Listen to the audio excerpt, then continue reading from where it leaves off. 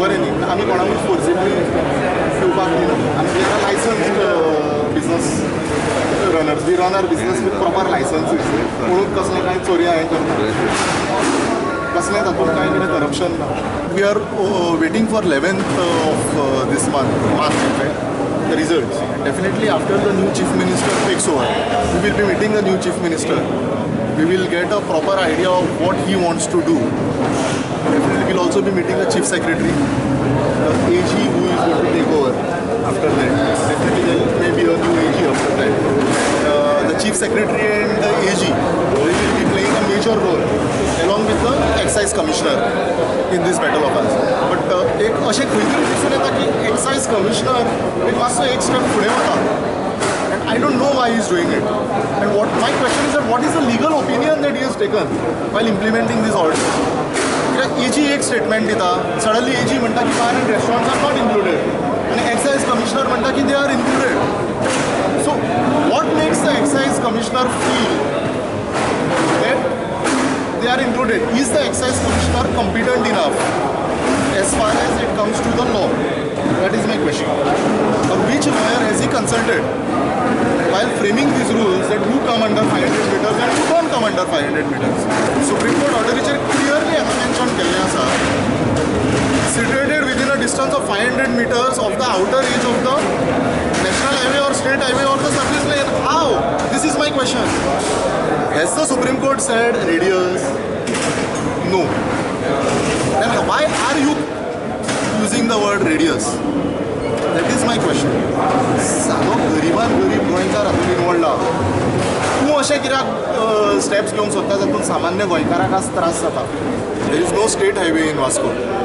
so entire Vasco is covered by national highway so we will be seeing what are the legal options how to save the trade in Vasco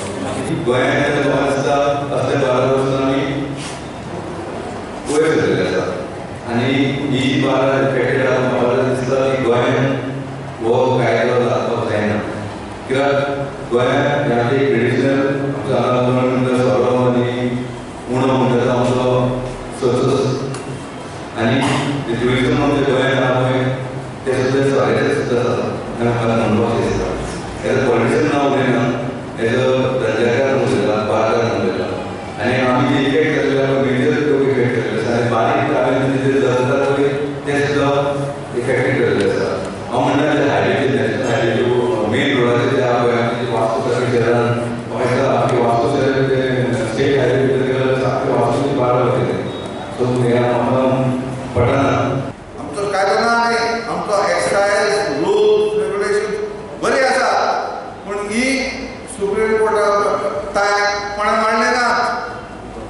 गोंयचे संस्थेक गोंयचे legal fraternity कोणें एक मौको दिलो ना की बाबा तुमचे कितें समजता आहा तें मांडा ऑर्डर डायरेक्ट कोणें पीआर लागलो ही आमची आयची संस्कृती जावन गेल्या आतांच्या ह्या काळाच्या गव्हर्मेंटाची आतां आमी ताका लागून सगळ्यांनी